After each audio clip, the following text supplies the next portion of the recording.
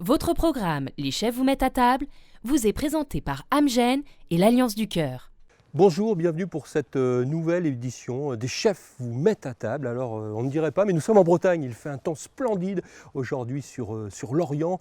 Lorient, il suffit d'inspirer un petit peu pour sentir l'air de la mer, elle est là juste à côté, entendre le bruit des mouettes. Et nous sommes chez une chef de Lorient qui nous a reçus chez elle. Il s'agit de Nathalie Beauvais pour le Jardin Gourmand, son restaurant qui existe depuis une trentaine d'années, qu'elle exploite avec son mari. Nous serons également avec une diététicienne nutritionniste qui nous parlera un petit peu des bienfaits des produits mis en œuvre. C'est Michel Rolland que nous allons retrouver dans une seconde. Et comme on est au bord de la mer, on va commencer par un plat d'ici, la langoustine, puisque Lorient est un des premiers ports français pour la langoustine, avec un système très sophistiqué de conservation des animaux vivants. On va vous en dire un petit peu plus. Allez, on va les retrouver.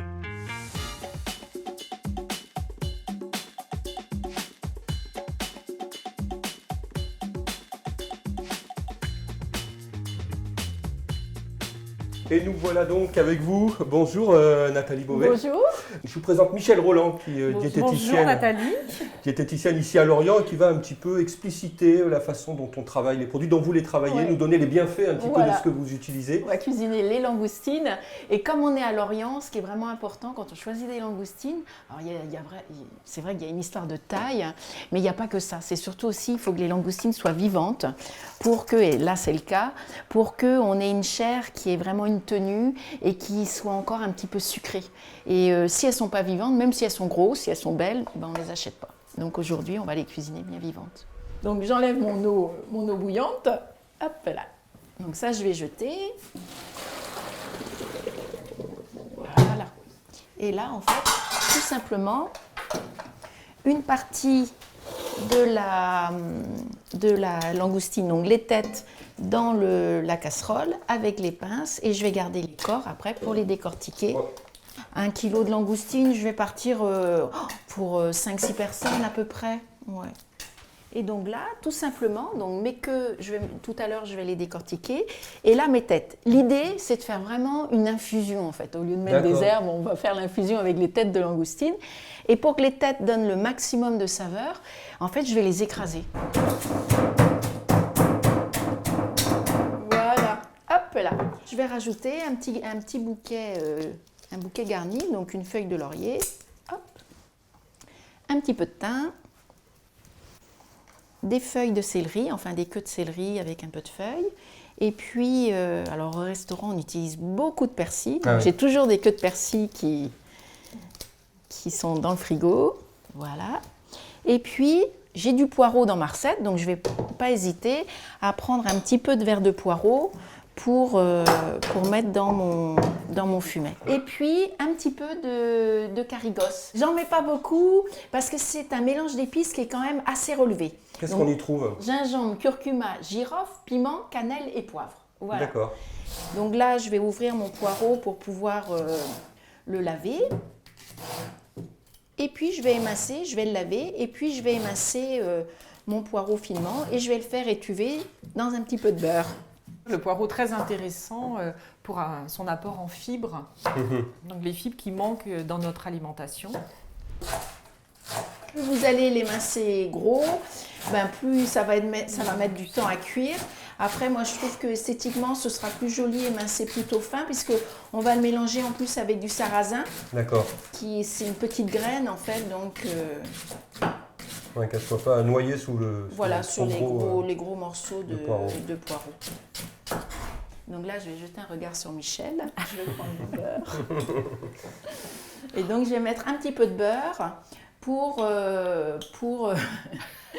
faire fondre mon poireau. Je vais mettre directement mon poireau. Ah d'accord. Voilà. Vous n'attendez pas qu'il y ait un... Non, ça parce que soit, c'est vraiment une étuvée de poireau. D'accord. Donc l'idée, c'est que le beurre amène du moelleux à ma préparation. Pareil, un petit exhausteur de goût, le gras en fait, ça va aussi mettre en valeur le... Mais voilà, sans exagération. On peut utiliser une huile aussi. C'est vrai que pour les cuissons longues, parfois, on recommande aux patients quand même d'utiliser des huiles pour faire dorer les légumes, pour faire fondre les légumes. J'ai souvent pour entendu... limiter les quantités de beurre, parce que nous, on en met déjà beaucoup sur nos tartines. Ça commence à sentir bon. C'est la langoustine. Et donc là, un petit peu de sel quand même aussi pour assaisonner mon poireau. Donc là, on remue bien. Voilà, je mélange et puis je vais couvrir et je vais laisser étuver, c'est-à-dire le légume va cuire dans son eau de végétation. Donc je Deux mélange. volumes d'eau, un volume de sarrasin. Voilà, je mélange mon sarrasin à mon poireau. Je vais vérifier mon assaisonnement. Ça, ce sera ma garniture. Alors l'intérêt là en fait du sarrasin aujourd'hui, c'est vrai que c'est donc un aliment qui n'apporte pas de gluten. Donc par rapport à toutes les personnes qui sont intolérantes au gluten ou allergiques, en fait, ça permet du coup d'avoir un plat qui ne pose pas de problème.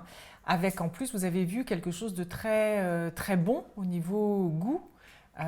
C'est très particulier, c'est aussi donc on a dit donc c'est une polygonacée, c'est une pseudo-céréale, c'est pas une céréale, ouais. Mais c'est effectivement un apport en glucides lents, complexes.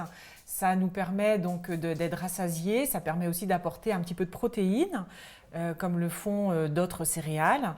Et ça peut être intéressant, donc une alternative pour les personnes qui ne peuvent pas manger de blé, de pâtes. Et puis ça change un petit peu du riz, du quinoa qu'on peut utiliser autrement quand on mange sans gluten. Donc là, mais ça c'est vraiment, alors moi j'ai un couteau qui coupe bien, ça s'appelle un filet de sole. Et l'idée c'est de toucher le moins possible le poisson pour ne pas chauffer la chair du poisson. Le poisson dans un plat qui va aller au four. Je vais utiliser mon carigos un petit peu comme du poivre. Donc j'y vais vraiment tout doucement. Un tout petit peu de sel. Si on n'a pas de carigos, on met du curry normal. Quoi. Exactement, un curry indien, voilà, ça, un tout petit peu de sel. Et puis je vais mettre un petit peu de beurre. Alors on a parlé beaucoup de sel dans cette recette, on est en Bretagne, donc le beurre salé, oui. Il faut utiliser ça avec précaution, quoi. Hein, Alors le sel, c'est vrai que c'est quelque chose qui est trop consommé dans notre alimentation quotidienne. 20% est du sel ajouté, et 80% l'est en fait caché dans les aliments. Et tous nos patients n'ont pas du tout conscience de la quantité de sel qu'ils mangent. Aussi, on recommande de faire une cuisson sans sel. Et après, on leur donne des astuces pour comptabiliser le sel dans leur alimentation. C'est quoi ces astuces ? Alors, les astuces, donc déjà, on va donner les apports en sel par les aliments qui sont naturellement salés. Donc, chez nous, en Bretagne, il y a le beurre, bien sûr, demi-sel. Il y a comptabiliser le sel aussi dans la charcuterie, qu'on va manger, bien sûr, avec parcimonie. Et puis, on va aussi après changer un peu nos habitudes. Au lieu de rajouter du sel systématiquement, on va plutôt aller sur des herbes, des épices. Alors c'est ça l'intérêt, c'est qu'on peut remplacer le sel avec le même résultat presque. Bien sûr. Alors, au départ, c'est comme pour le sucre, il faut s'habituer à manger différemment. Mais après, une fois qu'on a utilisé toutes ces herbes, ces aromates, on va trouver des saveurs différentes et très intéressantes aussi. Nathalie nous a parlé aujourd'hui aussi du carigos. Et on peut aussi utiliser le vinaigre pour déglacer, pour renforcer le goût, à la fois dans le sucré et dans le salé. C'est assez impressionnant, mais on peut faire aussi une petite salade de fruits avec un vinaigre de framboise, un vinaigre de vin. C'est très intéressant. Donc c'est plein de... Je crois qu'il faut être curieux en fait, dans son alimentation, toujours être novateur, tester, suivre des chefs comme Nathalie qui nous donnent des idées et nous permettent de varier de nos habitudes. Donc là, mon fumet a à peu près une demi-heure de cuisson.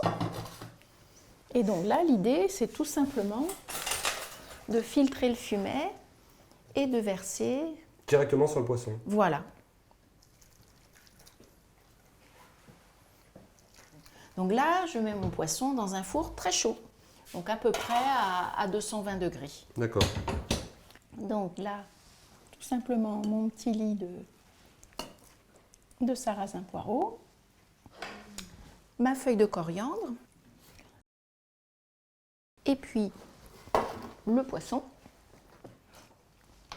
mon fumet, et puis tout simplement le jus de cuisson, les langoustines, hop là.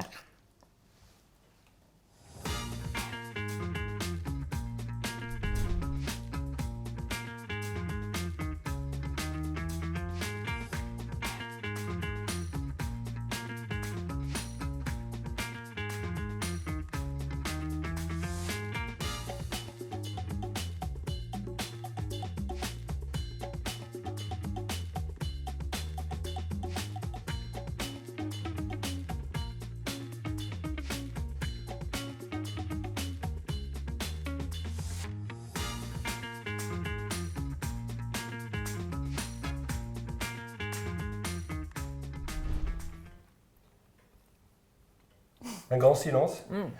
C'est très très bon. Merci. Bon. Très très bon. C'est pas trop salé, Non, c'est ça vrai. va. On sent bien le j'essaie fumet. Ouais. Le fumet des langoustines, c'est vrai que ça apporte un petit plus. La Ça langoustine, relève. elle est juste cuite. Elle est croquante, mais c'est très Pour très l'instant, j'ai bon. goûté de sarrasin, c'est très bon aussi. Ça donne, Et- vraiment, Et puis il y a ce côté, voilà, sarrasin en fond qui redonne un petit peu de peps au poireau. C'est très très bon. On ne s'en lasse pas, c'est vraiment une explosion de saveurs, de goût, c'est merveilleux. Merci, Merci. Nathalie Beauvais de nous avoir accueillis chez vous dans votre cuisine et d'avoir réalisé pour nous cette recette en direct sous nos caméras. Merci à vous Michel Roland, diététicienne, nutritionniste ici à Lorient, pour nous avoir apporté vos conseils, tout simplement pour bien manger, pour manger équilibré.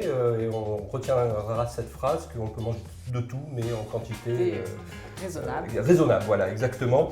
Merci à vous de nous avoir suivis pour cet épisode des chefs vous mettent à table, en partenariat avec l'association Alliance du Cœur. Et rendez-vous très prochainement pour un nouveau numéro.